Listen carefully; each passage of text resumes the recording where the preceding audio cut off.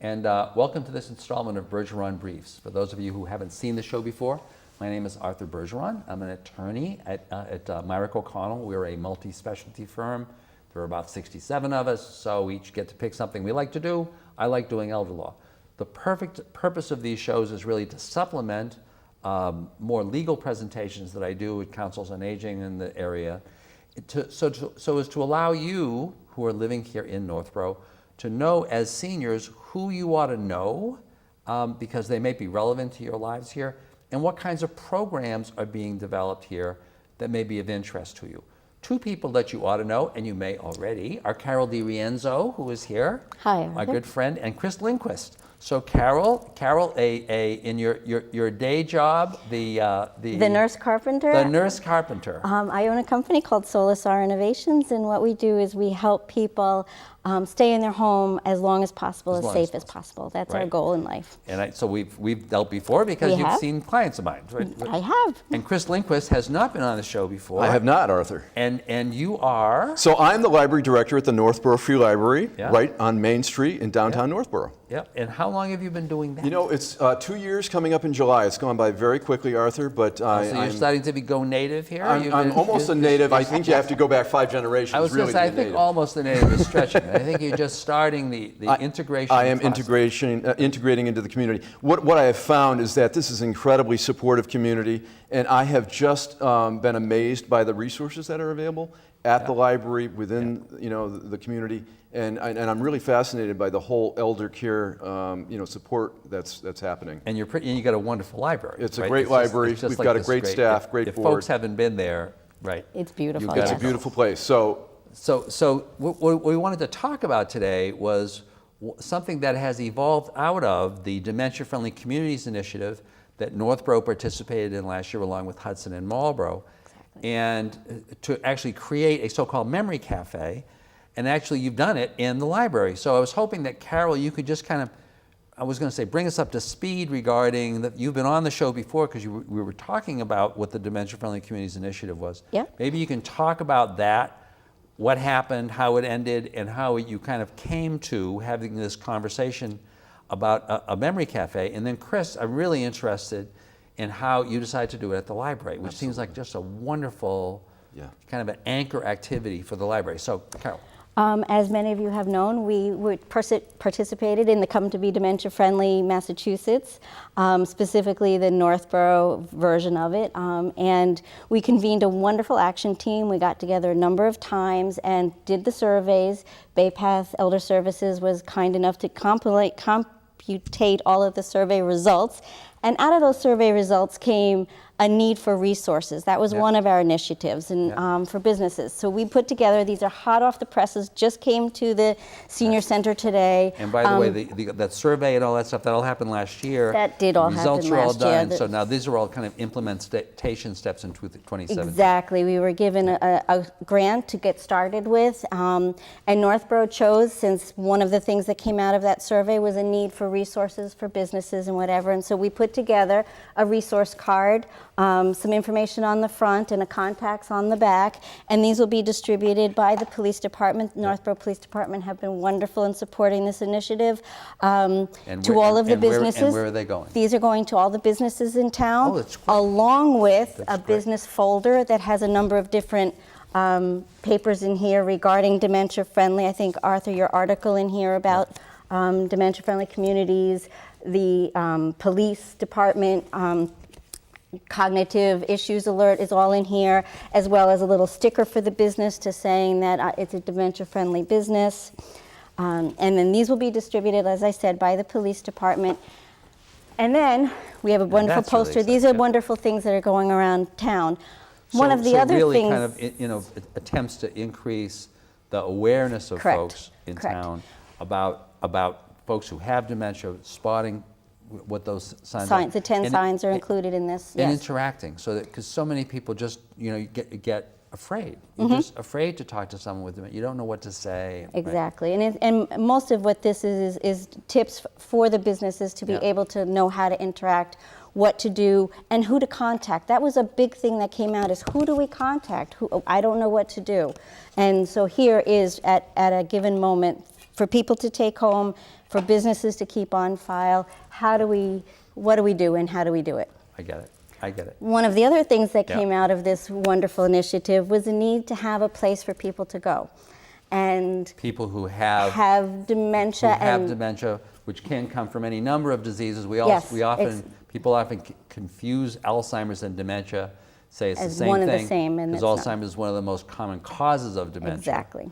But dementia is just, well, for want of a better term, being kind of It's a little more confused. of a symptom than an actual disease, and it comes from, there's many different things that can cause dementia. Yeah. So out of this initiative came the Memory Cafe. Exactly. And in walks Chris. I'll take it from there. Take it from there. Chris. So, we are a community resource. Obviously, the library is located downtown, very convenient location. Yeah. We have beautiful meeting room spaces. We have resources. We have information. And our mission really is to provide information to the community. So I think that we bring a lot to the table, and we want to collaborate, with other organizations. When I met Carol, she's just a whirlwind, and her energy level and her enthusiasm, she kind of got me on board. And by the way, how did you meet? So I think Was she just in the stacks taking out a book? Lisa. It was through through Lisa. Lisa Gardner, who is on our Friends of the Library. I see. And Lisa's involved. She has a day program. She in runs Hudson. Daybreak in Hudson, and she's part of Pleasantries, and she was on the action team in Northborough. I see. So the usual kind of, The it's a usual. small Yes, town, and so exactly, you bump exactly. And then I think a meeting happened at the senior center, and we talked about, what kind of an initiative could we be involved with, and where would it be located? And the library seemed to be kind of, a great place to have a memory cafe. Yeah. I was aware that the Shrewsbury Library started a memory cafe about a year ago. So we Yep. actually went and visited, Carol and I, Yeah. met with the assistant director and the director there, and we talked about, how did they put together their cafe? They actually got a grant from the state in order to start that initiative. Yeah. We don't have a grant. But we did talk about kind of what are the elements to put together a great, memory cafe. And within a few months, really, we started our first one on May 3rd. May Yeah, 3rd, because yeah. I first heard that you were going to do this in the early spring, and it's only, it's not quite June. And we're ready for our second. and things are up and running. So tell me, to the both of you, kind of from what you have learned, kind of what is a memory cafe, what happens at a memory cafe, what are the differences, and what are you trying to achieve? And then tell us about your first memory cafe. Yeah. Well, I would say that some of the things we talked about, we wanted to make it very comfortable, welcoming, supportive, not formal. So we actually decided we're going to put it in our meeting room. It's accessible space. It's right off, near the parking lot, near our main entrance. I was going to say, is that the space downstairs? That's downstairs. It's yeah. a very nice room. Accommodates a lot of people. And we have a kitchen next there to the meeting room, so we're great. able to provide some food and refreshments. And then we have others in the community, including Millie Milton over at the C'est La Vie Bistro next door to the library, and she's been supporting, and so she actually provided some food and refreshments for the first cafe. Oh, that's And great. so once the word got out, and I think Yeah. it will continue to build, people will kind of join and support this initiative. Yep. And So Carol. a memory cafe, for people who may not know, is a place for people who have some cognitive issues and their caregiver come to spend a couple of hours relaxing, socializing with others, having some food, as Chris said, and some entertainment. I It's see. basically, ours is 2 hours, and it's just 2 hours to just come and relax and just be who you are. There's no judgment, there's nothing, there's no education going on. It's just really a place to enjoy. Yeah. To kick your feet back up and just sit back, have a cup of coffee, or have some refreshments and listen to whatever entertainment is provided at the time. Exactly. Wow, that's really broad. Or an activity. That's one of our other next goals. That's is really And I think we did Yeah. have some entertainment at that first cafe, didn't we? We did. Our first cafe, we were very supportive. The community has reached out to help us. Home Instead, Lowe's Variety, Seniors Helping Seniors, they've all donated some monies to help us get started. Yeah. As Chris mentioned, C'est La Vie Bistro provided some beautiful, delicious refreshments, Yeah. as well as the Northborough Senior Harmonica Group. Yes. I want to make sure I got this correct. The Northborough Senior Center Harmonica Group entertained us quite delightfully. They are a very talented group The of people. senior harmonica. Harmonica From the group. senior They center. were so sweet and Oh, that's excellent. local. How many harmonica players are there? What were they There must about? have been about a dozen. Yeah, A dozen? yeah, maybe about. I was going to say somewhere about 10 to 12 Yeah, that's men great. and women, and I was amazed at the sound that can come out of a harmonica. I had never experienced that Or out before. of 12 harmonicas. Exactly. I can't conceive of what that sound would And be. Dan was their leader, and it was a wonderful couple hours spent with them. And so we are looking forward to our second cafe, which is June 7th. We will be having Crystal Reiki.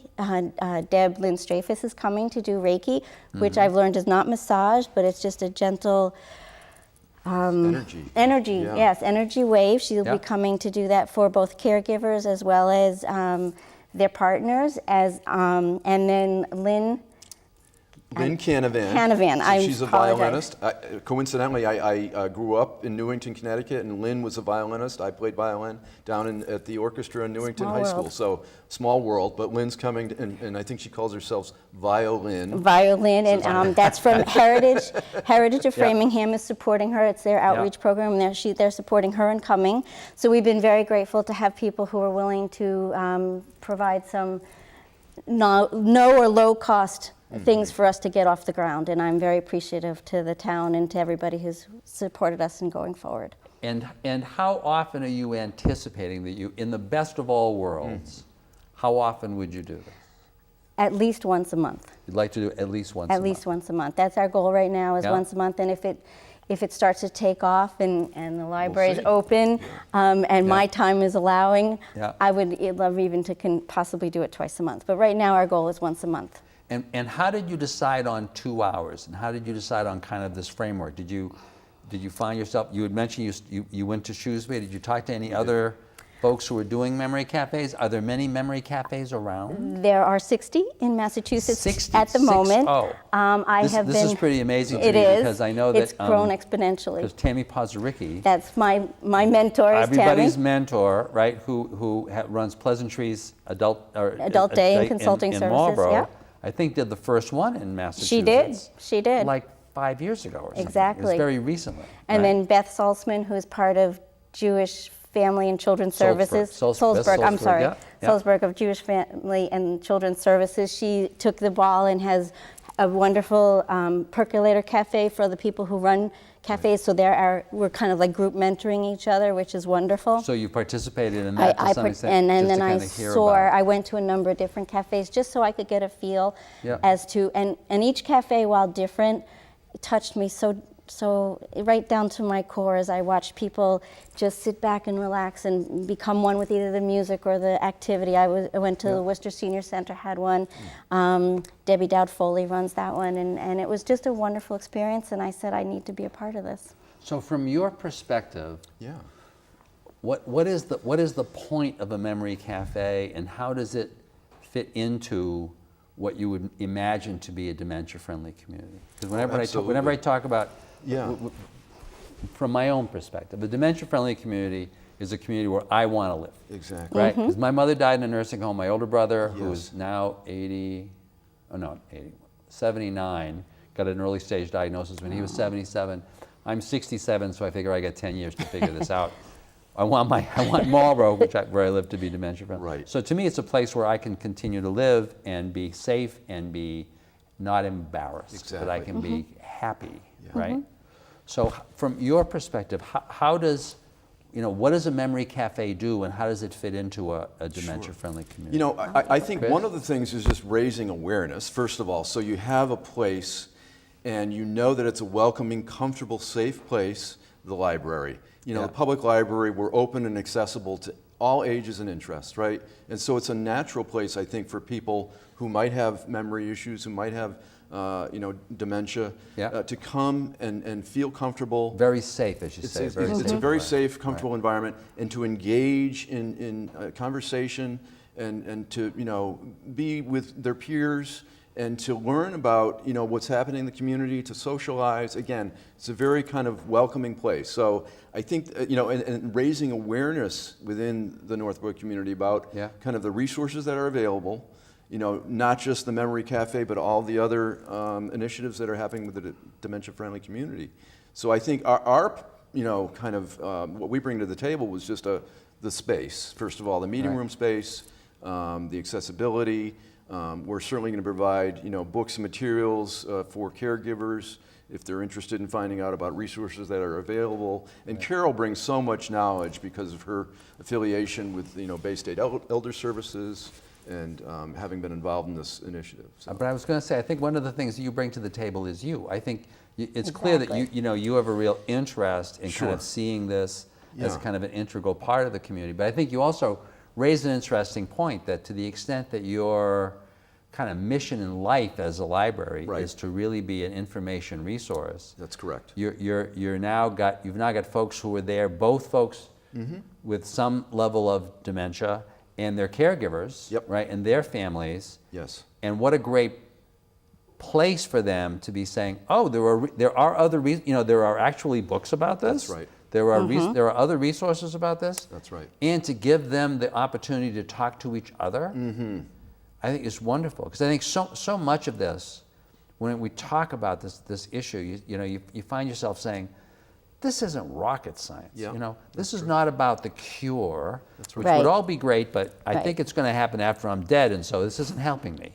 Right. But it's about all of when you talk about the caregivers themselves getting together and being able to share stories and share strategies. Exactly. What a great thing. It's a great thing. And Carol, again, with her energy and her knowledge, her experience and her passion, I mean, I'm just so grateful to have met you, Carol, and that you're interested in volunteering your time.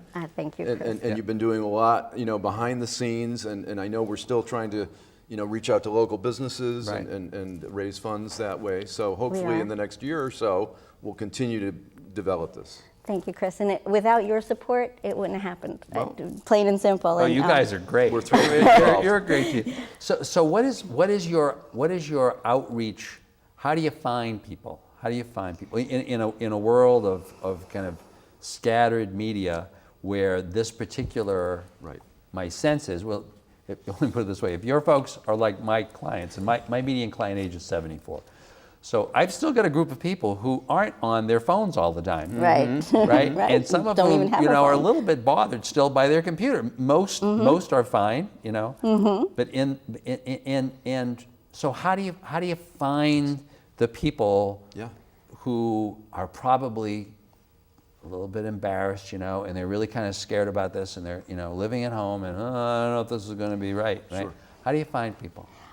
That's a very good question. I started by finding other people at cafes, because what we did find, and Bay Path was very kind enough to put together this. This is also hot off the presses. When you say Bay Path, Bay Path Elder Services, specifically Doug Flynn. The regional entity devoted to helping seniors in all of the communities in the city. Yes, and full disclosure, I am the president of the board, so I am very happy to share that with this. Doug put together. Which is a nonprofit, but which isn't trying to make money from anybody. This is nothing to do. I always try to emphasize this is not. This is not a come on for a service. Bay Path Elder Services is like as white as the driven snow. Very true. Very, very true. But they put together a list of all the cafes in the area, in the Metro West area, and it will be displayed at each of the cafes, so that people who go to one cafe, and when we figured out our time, is we looked at a calendar. I put together a calendar of all the cafes that are existing in our area, and try to make it so that a person on Monday, if they're feeling well enough, can go to this cafe. Oh, I see. A person maybe on Wednesday, if they're feeling well enough again, can go to another cafe, so that we were staggered enough through the week and month, actually. So if you feel good and you want to go, there's a place to go almost every day of the week. That's and that's what that's kind of what we were hoping for. So we chose a time that wasn't taken, and the 2 hours seemed to be a good, not too long, because you do run into, especially in the afternoon, some issues as you get towards the later part of the afternoon. And it was enough time to be able to let people come in and relax, because initially you get in and we learned from our first cafe that I was just going to say, the Northborough Library is, while on your GPS on Main Street, the parking is not. That's right. You have to physically. We had some clients get lost, and so for our next cafe, we intend to put some balloons out saying parking for the library is this way. That could actually help a lot of Northborough, a lot of residents, not just the seniors. I'm right? sure, I'm That's sure. that's So true. that was one of our first learning curves was yeah. that, and really how to get to other people. How do we get to other people? Cable is a wonderful, wonderful, wonderful Yes. disbursement of information. Chris has been kind Yeah. enough to put out a press release and our flyers for us. He sends them to all the libraries Yeah. and other people in the We community. include it on our website. We have it an event calendar, and we include it there. We included it in our newsletter, our monthly newsletter. So I think there's a variety of media that The we're COA promoting. has posted it. The Council on Aging. Council on Aging, sorry, Kelly and Jocelyn have been wonderful in supporting us in Yeah. this. It's in their newsletter as well. We've sought out, like as I said, the other cafes in the area, and I asked them for their information, for their flyers, so that we kind of support each other in this endeavor. That's great. That's great. It's a constant challenge. Because I was just saying to myself, because I do mailings to some seniors, and I could do. do that. I could actually I get enclose. that. You're that old? I am You're that old, You Arthur. get one of I my am mails? that old. I am. So I get and, that. And so remind me again, the next first of all, the cafe is free. It's free. Always right? free. And no and- RSVP. You don't, because if you get up in the morning, don't feel good, don't feel That's that you have okay. to come. You can It's fine. and you can just show up. Exactly. And it's at the library, Right at at the the Northborough Library. And the next one is when? It's the first Wednesday of the month, so it'll be June 7th. Wednesday, June 7th. Wednesday, June 7th. At what the first, time? 2 to 4. 2 to 4. Yeah. That's great. And, hopefully, we'll continue this, as you said, once a month for now, and, Yeah. and we'll see, how it goes. There are some communities, I believe it's happening maybe twice a month. Shrewsbury does offer it twice a month. So, with their grant. that's something we can build towards. That's hopefully. great. That's our goal. And as you know, Carol's heard me say this before, but my mantra in all programs is money follows good ideas. This is a really good idea, and it would strike me, as I've said to Carol, that the ongoing local funding for this is just going to show up. You do that. This is an important thing. Yep. And it's part of that, once again, you say part of the kind of community that everybody wants to live in. Exactly. And what you're doing is just a wonderful thing for your community, and the money is just going to show up. But it's wonderful. Money is insignificant. This is about people. It is And always to be- about people. To be doing this is just terrific. That is true. So listen, thank you very, very much for coming on. I know Thank you for Carol's a having us. regular, Thank you. right? We'll invite I Chris am. back. I would love Yes, to come definitely. We'll back. invite Thank Chris you for the back, maybe opportunity. with the violin. Yes. I think with his violin next time. Yes. Oh, no, I'm not the violinist. I I thought did you play, said you took you away. did. but I have to play. tell you that But he plays. I only play for a very small audience, and I'm not ready to Well, perform. it's an audience of 2 here. That's right. That's right. So I have to practice quite a We'll bit. invite him back. We'll invite him back for we'll invite you back for updates on this. For As I sure. said, Thank this is you. just this is really important to a lot Appreciate of it, people. So Arthur. thank you very, very much And for thank coming you, on. Arthur. Thank you for having us. Thank you for watching. I hope you enjoyed this and found it informative. If you know someone who who has early stage, mid stage dementia, you want a comfortable place, stress free and all free at the Northborough Absolutely. Library, please go. Once again, the date and time. June 7th, 2 to 4. Wednesday, June 7th from 2 to 4. And I know that the people here at Northborough Cable will be kind enough to show this a jillion times before that date. And then after that, I'm sure that, are you anticipating others during the summer? Or will you Yes, be we have you one will. already scheduled for July 5th, and then For August something, I forget what. Because it's always going to be the second. It's this first Wednesday of the month, so it comes First right Wednesday after July 4th. That's great. So hopefully everybody will still be around, and Well, July they'll be looking 5th for we things to have. do. Yep, definitely. Thank you very much. Thank you for watching, and I look forward to seeing you on the next installment of Bergeron Briefs. Thank you.